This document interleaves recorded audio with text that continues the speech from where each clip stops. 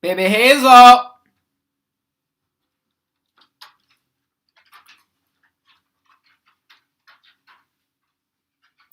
Baby Hazel. Hazel.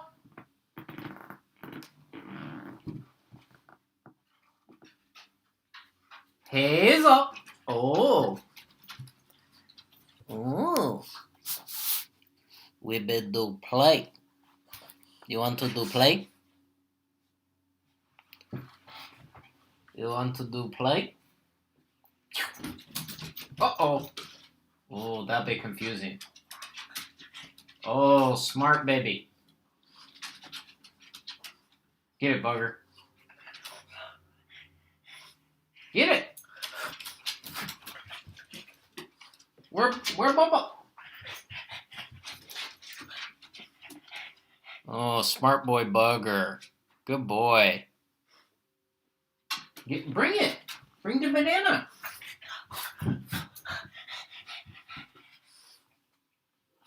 Bring the banana. Go get it. Go get it.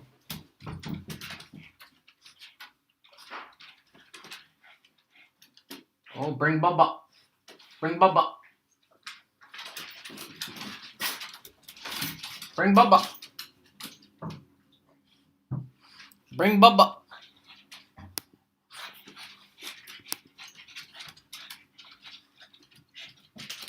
Oh, you figure it out. Good girl, Hazel. You'll figure it out. Good girl. Okay. You ready? You ready to throw the banana? Do you want me to throw the banana? Banana. Go get it.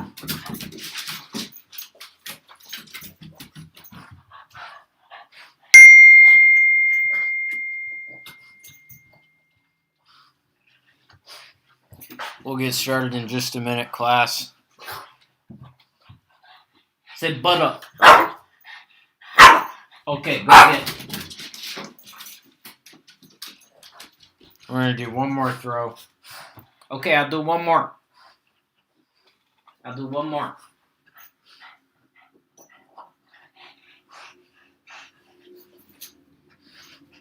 Hey, give me. Oh, you could give up the banana. Give up the banana. Say butter. Go get it. Oh my gosh.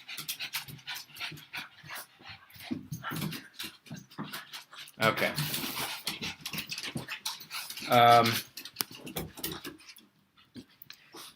Hello, class. I was just waiting for more people to join up. So, just there's a question about what time is office hours. It is from 1:40 to 2:30. Okay. So, regarding the rest of the semester, there are 2 weeks left in the semester. And so this is going to be the last new content lesson for this semester. Next week, I'm going to review. And the week after that, I'm going to review.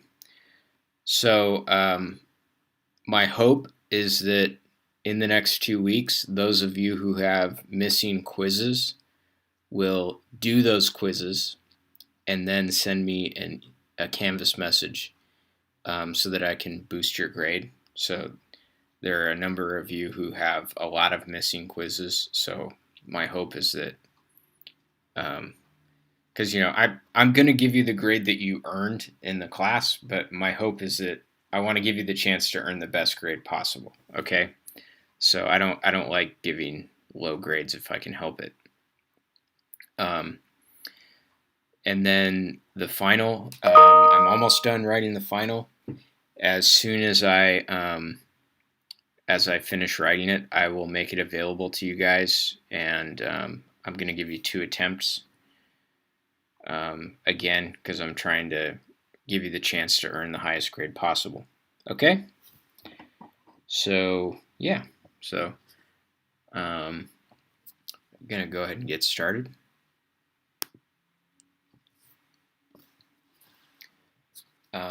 So let me remind you what we discussed last time.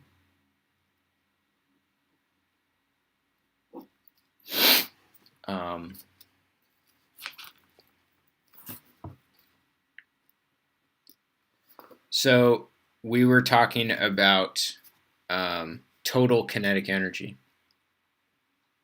And your total kinetic energy can be broken up into two parts. You have your translational kinetic energy, and you have your rotational kinetic energy. Okay?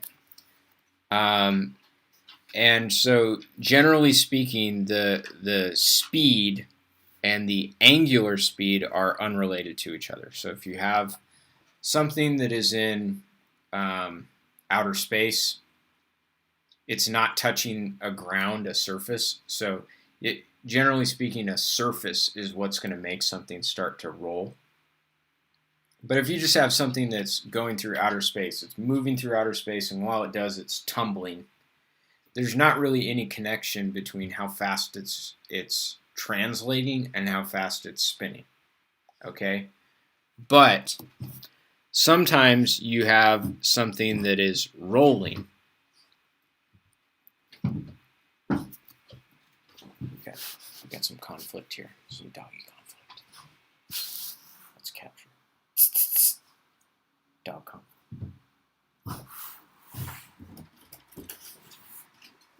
Oh, Bug.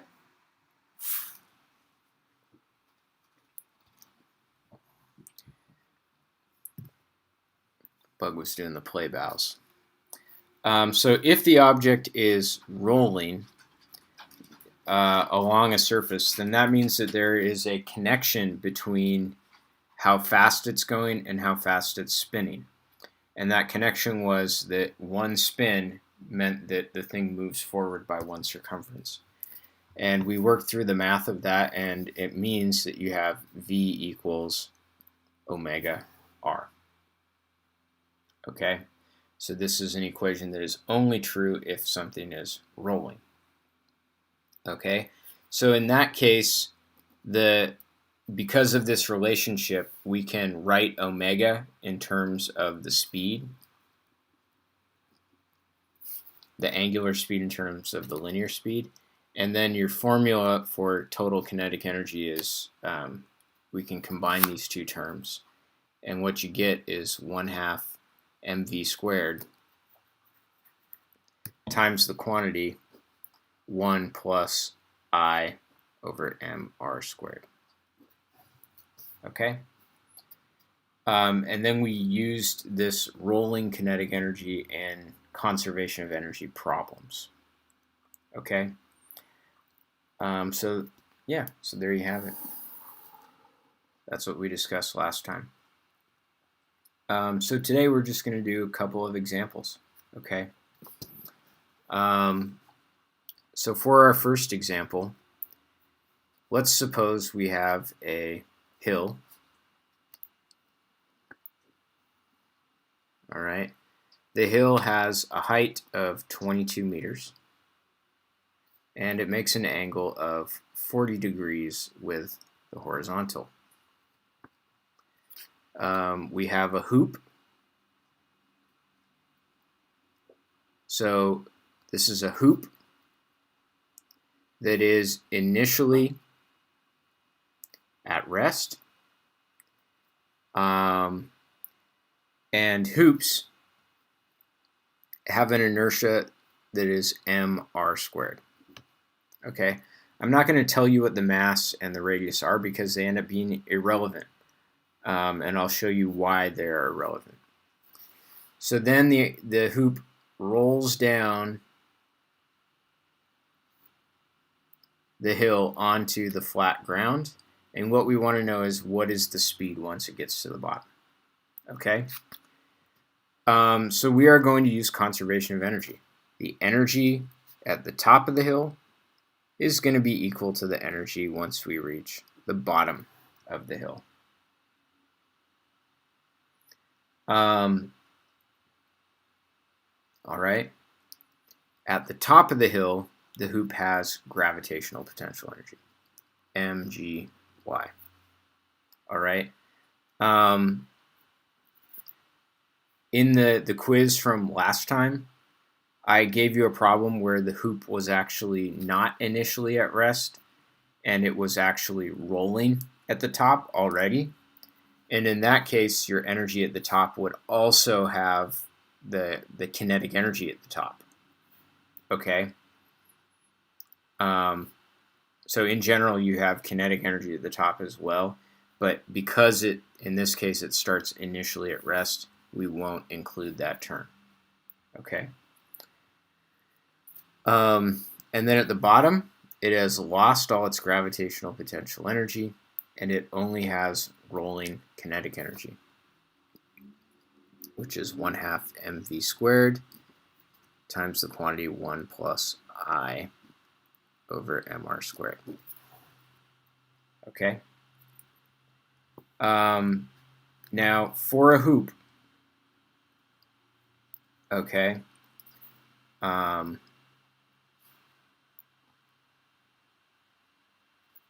for a hoop, I equals mr squared.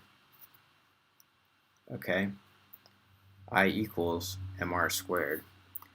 And so if we divide both sides of that equation by mr squared, we get I over mr squared equals 1. Okay, so in this equation, the I over mr squared, this term, can be replaced with 1.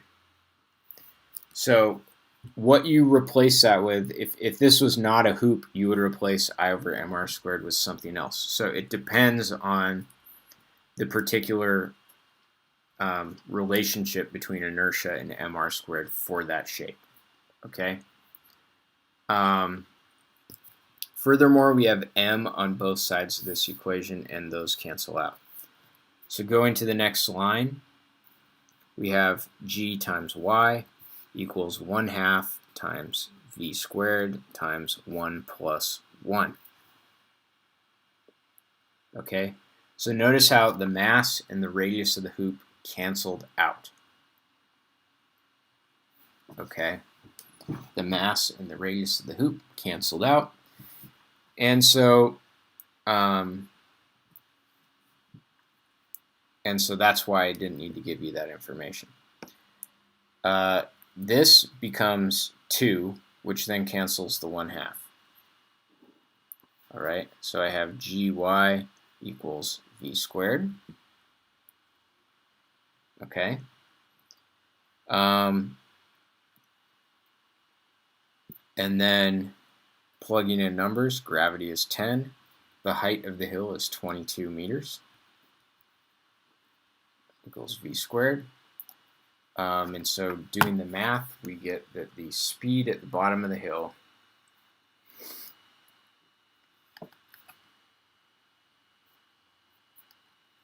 is square root of 220. Speed at the bottom of the hill is 14.8 meters per second. All right, so that's nice.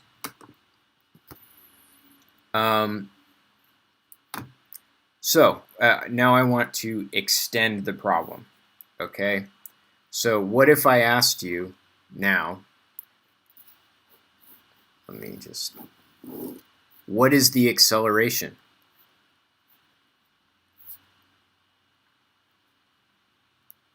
of the hoop as it goes down the hill? What is the linear acceleration of the hoop as it goes down the hill? So to do this, you are going to use kinematics.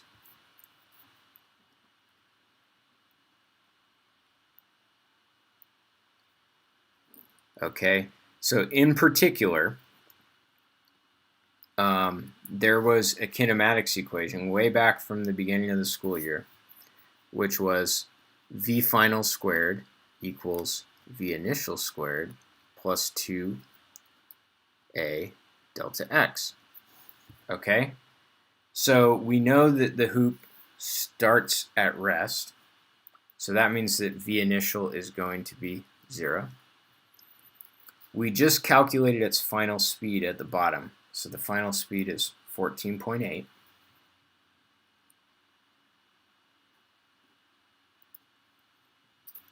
Plus 2 times a times delta x. Now, you might be tempted to put in delta x equals 22. But delta x is the distance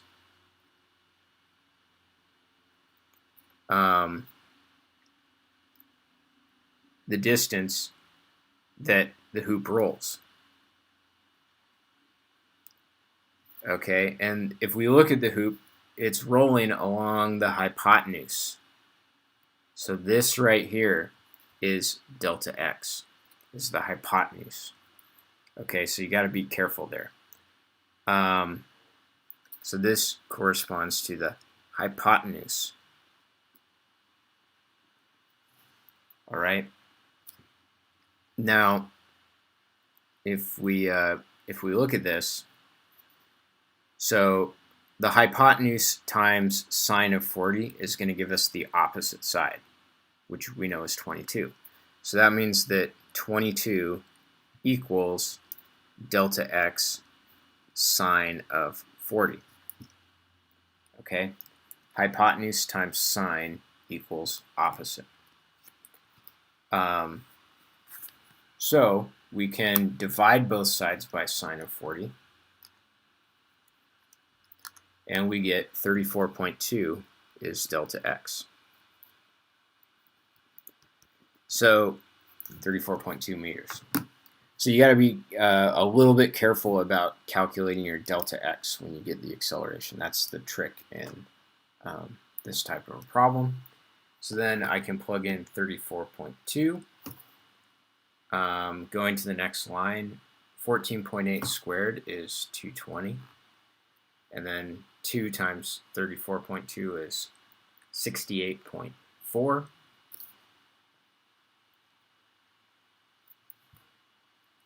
Divide both sides by 68.4.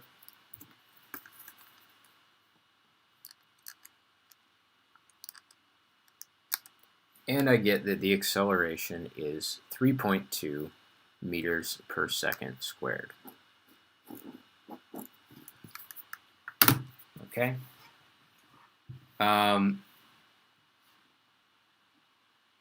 So there you have it.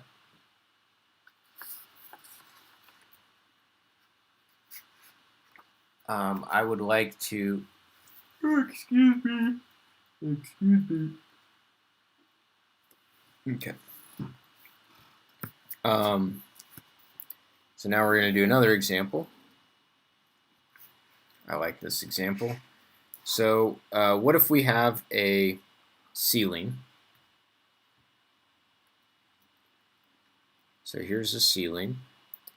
And then there's a pulley that is connected to the ceiling. Okay. And here's a mass. This is a 10 kilogram mass. Okay. And the mass is connected to the pulley by a string. And the string is going to like unspool. Okay. And the mass is going to fall. So the mass starts out 4 meters above the ground. Okay. And the mass is going to fall. So let me draw what it looks like afterwards. So here's the pulley. And then the mass is falling. So it's going downward. Now, notice how if the mass, because the mass is connected to the pulley, as the mass falls, okay, the pulley is going to start to turn. So the pulley is turning this way. Okay. And so the question is, what is the speed just before it hits the ground? Okay. What is the speed just before it hits the ground? All right. So now there's an important thing here. So the reason that we're doing this problem is because for two reasons. First of all, we have two objects. So this is a conservation of energy problem with two objects. Second of all, if we think about this pulley, the pulley is only going to rotate. So the pulley has rotational kinetic energy because as this mass drops, the pulley starts to spin. So it only has rotational kinetic energy, but not translational kinetic energy. And then if we think about the 10 kilogram mass, it's simply dropping. It's not spinning while it drops. So the 10 kilogram mass only translates. You see what I'm saying? So we have no rolling happening, but one object is spinning, the other one is translating. Okay? I should probably give you some information on the pulley. Let's say that the pulley has inertia.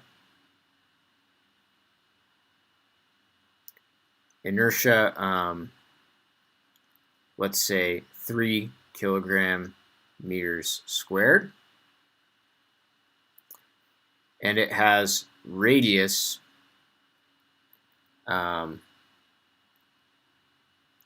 let's say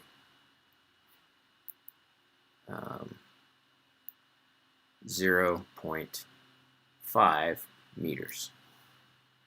Okay? So what we're going to do is we are going to apply the conservation of energy. Initial energy equals final energy. Okay? So initially, the system is not moving, so we have no kinetic energy whatsoever. However, we do have gravitational potential energy. We have the gravitational potential energy of the 10 kilogram object, and we have the gravitational potential energy of the pulley. Okay? Because the pulley's up in the air. Afterwards, the 10 kilogram mass is no longer up in the air. So the 10 kilogram mass does not have any gravitational potential energy afterwards. The pulley is still up in the air, so it has gravitational potential energy. The mass, the 10 kilogram mass, is falling, so it has translational kinetic energy. Okay, kinetic energy of the 10 kilogram mass, translational form. And then the pulley has rotational kinetic energy. Okay, so K sub P, comma, rotational. All right, so that's our energy balance equation. First thing I want to notice is that the pulley doesn't change elevation. So what that means is that the pulley has the same gravitational potential energy in the end that it has in the beginning. So what that means is that these two will cancel out. I can subtract it over to the other side and cancel it out. Okay? Initial gravitational potential energy is going to be mgy, so 10 times gravity, which is 10, times y, which is 4. the translational kinetic energy of the 10 kilogram mass is going to be 1/2 times m, which is 10 times v squared. And then the pulley's rotational kinetic energy is going to be 1/2 times inertia, which is 3, times omega squared. All right? So I'm going to simplify this. So I have 10 times 10 times 4 is 400. Half of 10 is 5. Half of 3 is 1.5. Okay, so now I'm kind of stuck because I'm trying to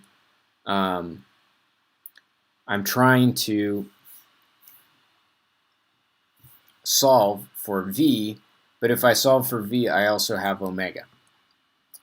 But here's the thing: the pulley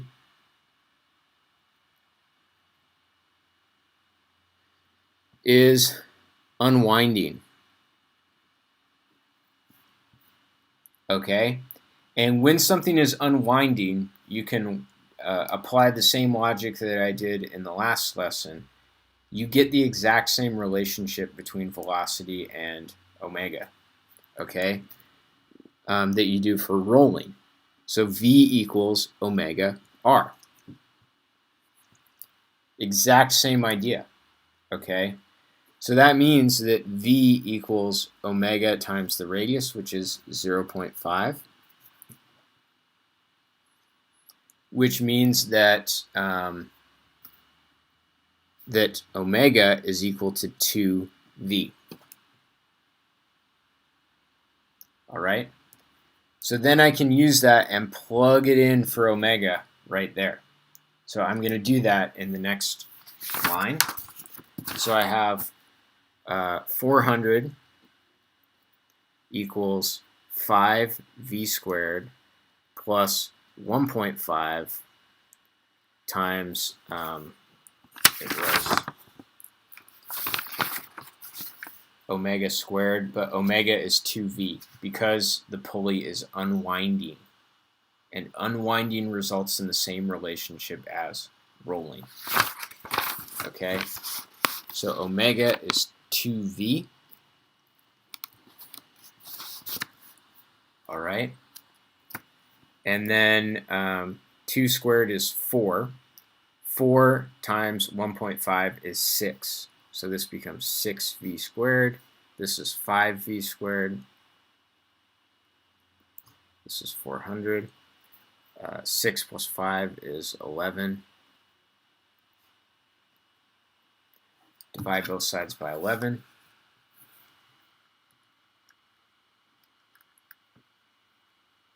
And take the square root. I get that the speed just before hitting the ground is about 6 meters per second. Okay? Now again, what if I asked you, what is the acceleration?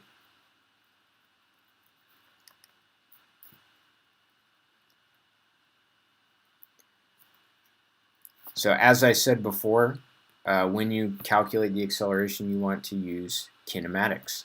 So I will use v final squared equals v initial squared plus 2a delta x. So v final was 6. V initial was 0. And then delta x, well, how far does this mass travel? It drops 4 meters. Okay. This one was a little bit trickier because it was moving diagonally, so we had to do trigonometry to figure out how far it moved. But here it's just moving vertically. So the delta x is just going to be 4 meters. All right. So that says 36 equals 8a. Dividing both sides by 8, we're going to get, what, 4.5? 4.5 meters per second squared is the acceleration. All right.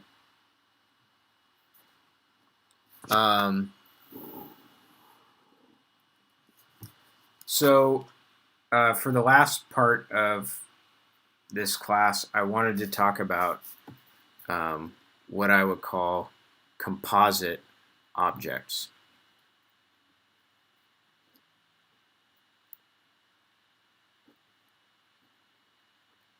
Okay. So composite means made up out of parts. Okay. So for example, so we're just going to do a couple examples. We're not going to plug in any numbers. Okay. So the first example I want to talk about is a cart that is rolling. Okay, so here's the cart, and it has wheels. All right, so this is a side view. Let's suppose that the wheels have a radius r and a mass m sub w for wheel. Okay, all four wheels are identical. And then the body of the cart has a mass m. Okay, so if we were to look at it from the front, here's the body of the cart, and then it has these four wheels like this.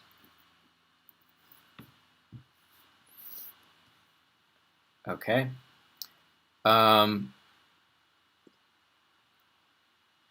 So what if I wanted to find the rolling kinetic energy of this cart?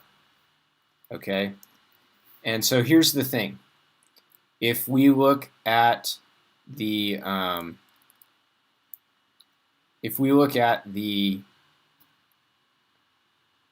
body of the car is not tumbling.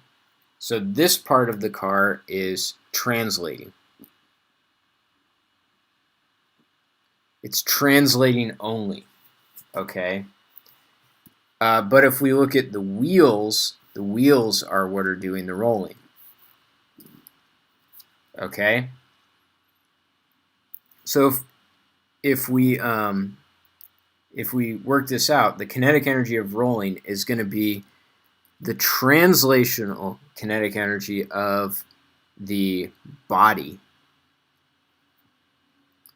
plus the rolling kinetic energy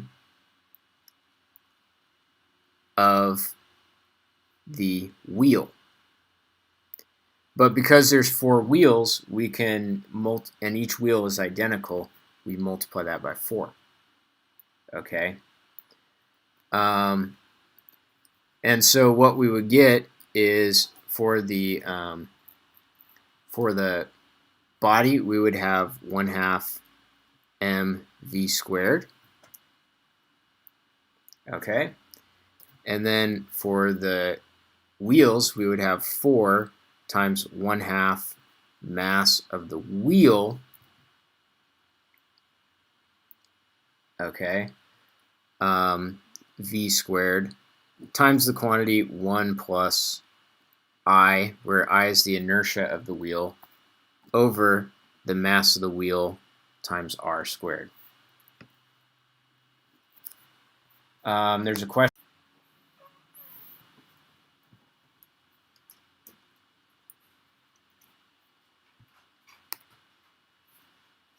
I think I'm back. Sorry about that. Yeah, so there's a question in the chat that, so the wheel, the m is only the mass of the body of the car, excluding the wheels. Okay, and m sub w is the mass of a single wheel. Okay, So I just wanted to show you how that would break down. Okay. And we're going to do one more example, which is a yo-yo. Now, if we think about a yo-yo, a yo-yo is a composite object that is made up out of 3 parts. So if we think about the side view of a yo-yo, all you really see is a circle, right? But if you think about a front view of the yo-yo, you've got basically 3 parts to it. You've got a left side to the yo-yo. You have a right side to the yo-yo. And then you have the middle part of the yo-yo. Okay? And so if I wanted to draw the middle part, you can't see it from the side, but it's there. Okay? And then there's also the back side that is invisible. Okay? So let's suppose that the 2 sides are identical. Okay? The 2 sides of the yo-yo are identical. So each side has an inertia I sub s. And the middle part has an inertia I sub m. Okay? Furthermore, the outer wheel, or the outer disc, has an inertia, I'll call it big R. And then the inner, this portion, has a radius. Sorry, I meant radius. I can't remember if I said inertia or radius. But this outer disc has a radius big R. And this inner part has a radius little r. So big R and little r are not the same thing here. Okay? So what if the yo-yo is rolling? Okay?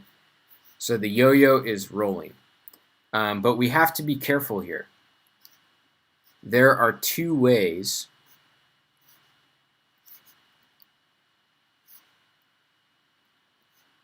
a yo-yo can roll. Okay? We could have the yo-yo is, so let's look at it from the side view. We could have the yo-yo rolling like this, across the surface like that. Or we could imagine something really weird, which would be, what if the yo-yo was rolling across a really thin surface, and the surface was so thin that it could actually roll across this part. Okay? So here's the yo-yo, and the surface is so thin that it's actually rolling on that part. Okay? So if you have multiple radii, you have the possibility of more than one thing that you can roll off of. Okay?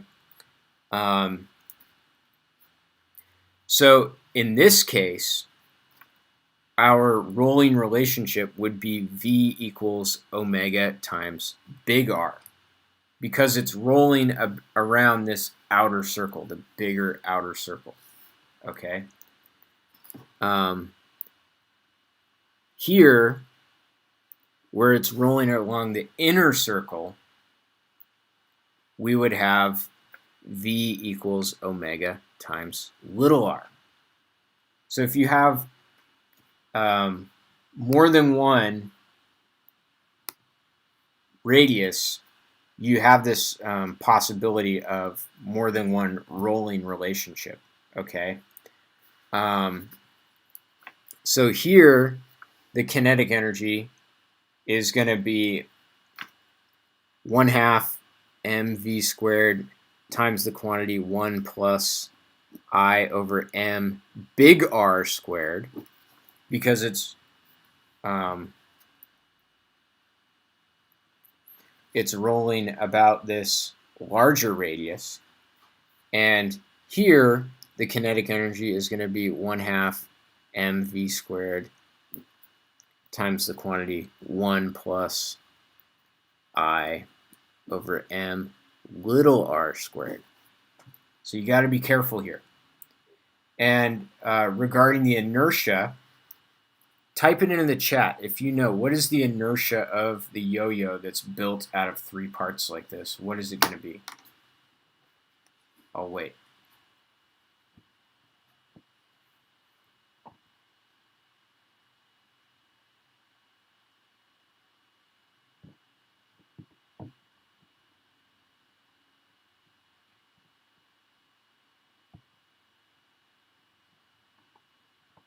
Because the yo-yo is a composite object.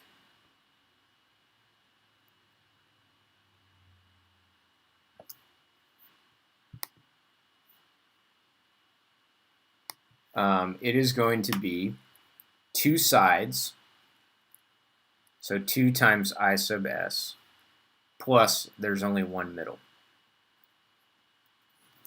All right, so you would take this, whatever that works out to be, and you would plug that in for the inertia because it's a composite object.